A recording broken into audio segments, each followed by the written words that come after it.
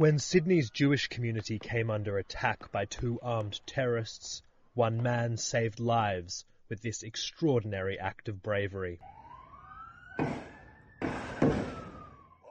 Moving towards the gunman, he disarms him, turns the weapon on the perpetrator, and defends innocent people.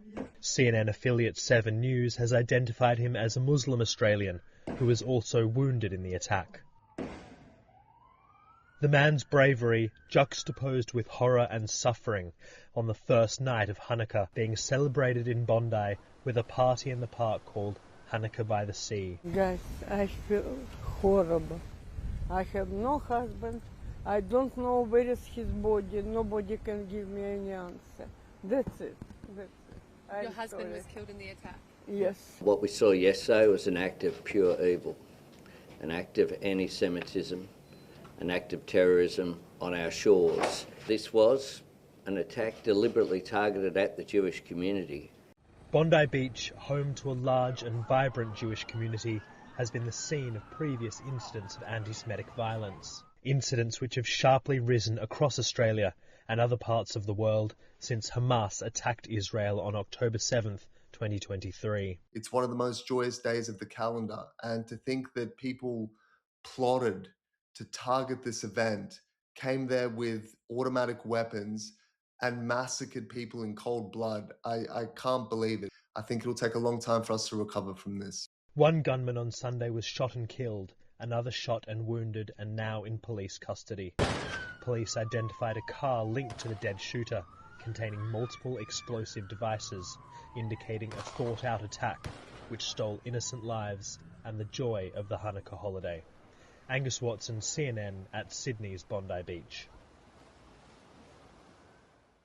The New South Wales Police bomb squad is behind me, working on a car that has several of these IEDs, these improvised explosive devices inside. The bomb squad, they're now trying to secure that, trying to make this place safe. But as you heard there in the police press conference, they cannot yet say whether this incident is over. This is an ongoing incident as the police work on that car linked to one of the perpetrators, full of explosive devices, multiple explosive devices in that car. You heard there that this was an attack on the Jewish community, one that the authorities have now labelled a terrorist incident, a terror attack on the Jewish community here in Bondi, which is it's a very strong Jewish community here in Bondi, a very strong, very proud Jewish community. Right up the street from here, there are several synagogues, and behind me in the park where people were attacked was a Hanukkah festival going on here, the first night of Hanukkah around the world being celebrated by Jewish people. There was an event here called Hanukkah by the Sea, and that was what was targeted by these two men with guns. You heard there as well officials talking about the videos that are going on social media right now. One extraordinary video that they're talking about where a man attacks the gunman, dispossesses him of his weapon, and then starts defending members of the public with that. Extraordinary scenes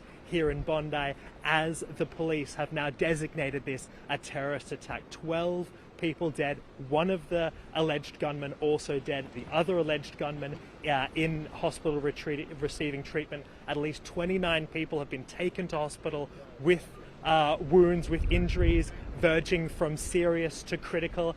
The authorities said there that more people will have presented themselves to hospitals around the city. These ambulances here have been taking people to hospitals around the city, presumably because the local hospitals just can't cope with this many injured people from this shocking terror incident here in Bondi Beach on Sunday afternoon.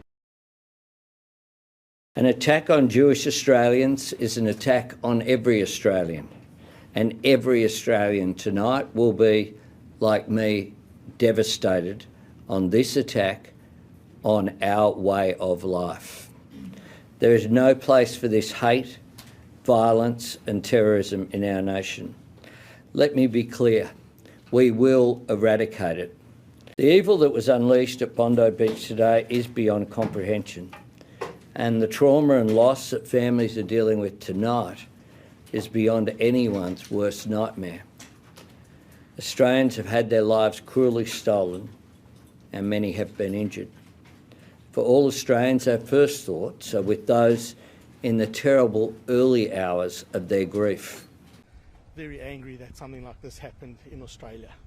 It's hard to believe. Disappointing. A Jewish event where terrorists and murderers, went to kill Jewish people celebrating Hanukkah. It's just unbelievable that in Australia this is allowed to happen. We're supposed to be the lucky country. We're supposed to be a country where people are allowed to express their religion freely, and where something like this happens is unbelievable. Guys, I feel horrible. I have no husband. I don't know where is his body. Nobody can give me any answer. That's it. Your husband was killed in the attack? Yes. Yes. Is he here? Did they bring him to St Vincent's? Or No, not you don't here. know? You haven't been able to find out? No. How are you feeling right now, all of you? Don't even In know. shock. Thank you so Surreal. much for your time. Still, he's in the hospital and we don't know exactly what's going inside. But they said the doctor, he's very okay. And next 2 hours, they let us to go in and see Ahmed because he's still inside and he do the operation. But we hope he will be fine. He's a hero, 100%. He's a hero because what we see on the social media, he's 100% hero. Shoulder? Yeah, he have 2 shots, one in his arm here and one in his hand. And have you been able to talk to him today? No, because I come when I see what's happening, and I come here to see him. But they said he's not allowed to go inside because he have to make an operation, whatever. I'm still waiting to see him. We have progressed at pace overnight with that investigation, and as a result of investigations undertaken, I can say that we are not looking for a further offender. We are satisfied that there were 2 offenders involved in yesterday's incident. One is deceased, the second is in critical but stable condition in hospital at the moment. The offenders are a 50-year-old and 24-year-old male who are father and son. The 50-year-old is deceased, the 24-year-old is currently in hospital at the moment. As part of the investigation, we conducted 2 search warrants last night, one at Bondi Rig and a second at Campsie. The 50-year-old male is a licensed firearms holder. He has 6 firearms licensed to him. We are satisfied that we have 6 firearms from the scene yesterday, but also as a result of the search warrant at the Campsie address. Ballistics and forensic investigation will determine this morning that those 6 firearms are the 6 that were licensed to that man, but also that they were used in the offence yesterday at Bondi. We will continue to investigate this matter thoroughly. It's important for the community to have the reassurance that New South Wales Police, working with our Commonwealth partners, will not stop until we understand the reasons behind this senseless incident and take any available action that we need to do. Well, we know that there were only 2 attackers. The police had earlier said there might be a third. They've said that's not the case now. Father and son, 50-year-old father, he's dead, shot at the scene on the bridge where they began that attack, literally firing about point-blank range, almost 70 yards away from that gathering for first night of Hanukkah, just about to light the first candle on the menorah. And that's when they say, people in that crowd say, that's when the gunman started firing. And then, as you saw, that man comes forward, one of the gunmen comes off the bridge, he's tackled, he's disarmed, but he goes back to the bridge. And what we've learned from the police now, that the man who was tackled was the 50-year-old father. He, according to police, had a firearms license, which is pretty tough to get in Australia. The police say that he had 6 weapons, and we could see at least 3 of those weapons, at least 3, in the social media video that came out of the attack. All those 3 weapons appear to be long rifle-type weapons, perhaps shotgun-type weapons that they had, but the police say they'd recovered all 6 of those firearms that were registered to the father, the 24-year-old son in hospital in critical condition. One of the big takeaways for me watching that police press conference was a question from a journalist. The police had found the vehicle. It had 2 IEDs in it, rudimentary, the police say, but the journalist asked the question about an apparent ISIS flag being found at that vehicle. Now, the police wouldn't comment on that. They didn't deny it, but they wouldn't comment it. They said the investigation was ongoing, and the focus of their investigation, they said, was to find out what motivated this father and son to mount this horrendous attack on what was supposed to be a beautiful celebration. Sydney-siders and indeed Australians woke up this morning in a state of shock and despair at the awful events that unfolded on Bondi Beach last night. 15 people shot dead, 2 shooters taking to a Hanukkah celebration. One of those shooters was himself killed by police at the scene. So 15 victims of this shooting so far. There are 27 patients right now in hospital. 6 of those are critically ill, 6 of those are critical but stable. 2 police officers who raced into the line of fire were also badly injured. They are both in a critical condition as well. The ages of the victims range from 10 to 87. As for the shooters, they were a father and a son. The father, as I said, was shot dead at the scene, a 50-year-old. His son, 24 years of age. The father had 6 guns legally in his possession. A number of raids occurred across Sydney in the immediate aftermath of that shooting. A number of arrests were made as well. It was declared a terror incident by our authorities here. That means that the Joint Counter-Terrorism Task Force will take over this operation and investigation. That means police from here in New South Wales as well as Australian Federal Police. This is the worst shooting incident in this country since the Port Arthur massacre nearly 30 years ago. That led to widespread gun reform in this country, and today the Premier of New South Wales, Chris Minns, hinted that further gun reform could well be on the way as a result of this massacre.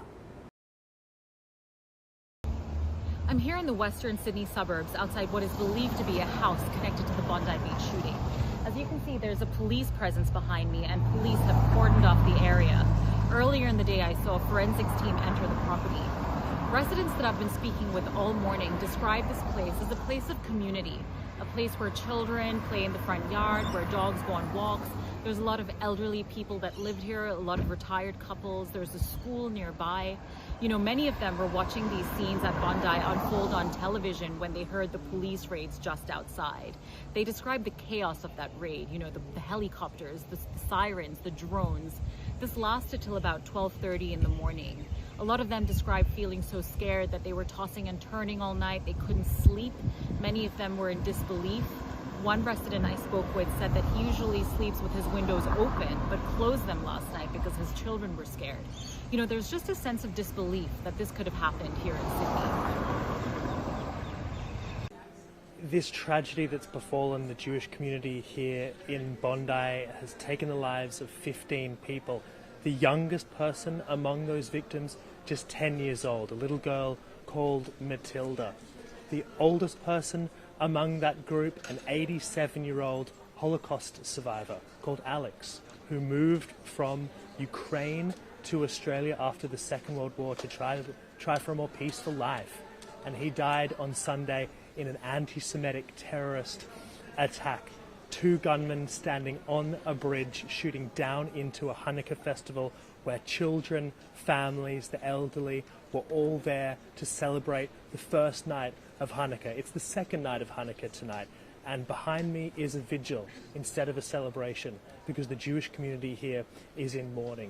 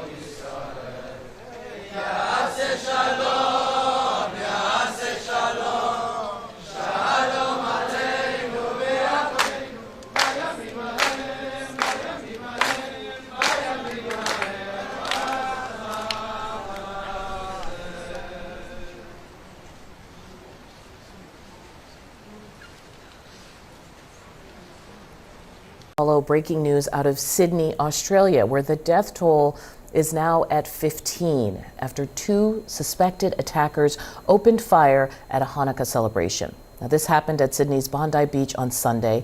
Police say the suspects include a 50-year-old father who was killed at the scene and his 24-year-old son. I know what I saw him shoot the gun, and it just, all hell broke loose. There's just people everywhere, kids screaming, people screaming. Now, you're looking at some video that may be disturbing. I want to give you a minute. Witnesses actually captured the moments that a bystander helped stop the attack. He wrestles a gun away from one of the alleged shooters. All Australians stand together against that attack.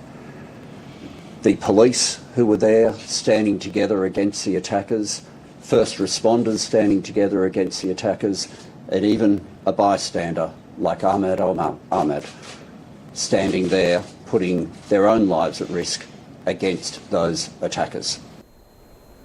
CNN's Angus Watson joins us live from Sydney this morning. So, Angus, what more can you tell us actually about the victims? I want to start there.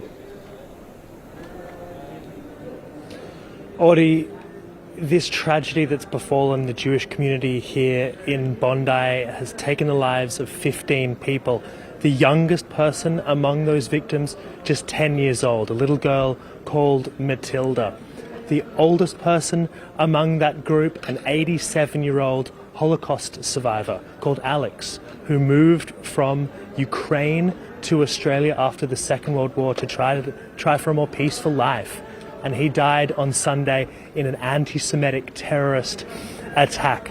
2 gunmen standing on a bridge shooting down into a Hanukkah festival where children, families, the elderly were all there to celebrate the first night of Hanukkah. It's the second night of Hanukkah tonight, and behind me is a vigil instead of a celebration because the Jewish community here is in mourning, Audie. We've seen something here that we rarely see, which is attackers being stopped by a bystander. Can you tell us more about what happened there and the latest into the investigation? This is absolutely extraordinary video that's come out of this attack, Audie. So we see a bystander by the name of Ahmed Al-Ahmed.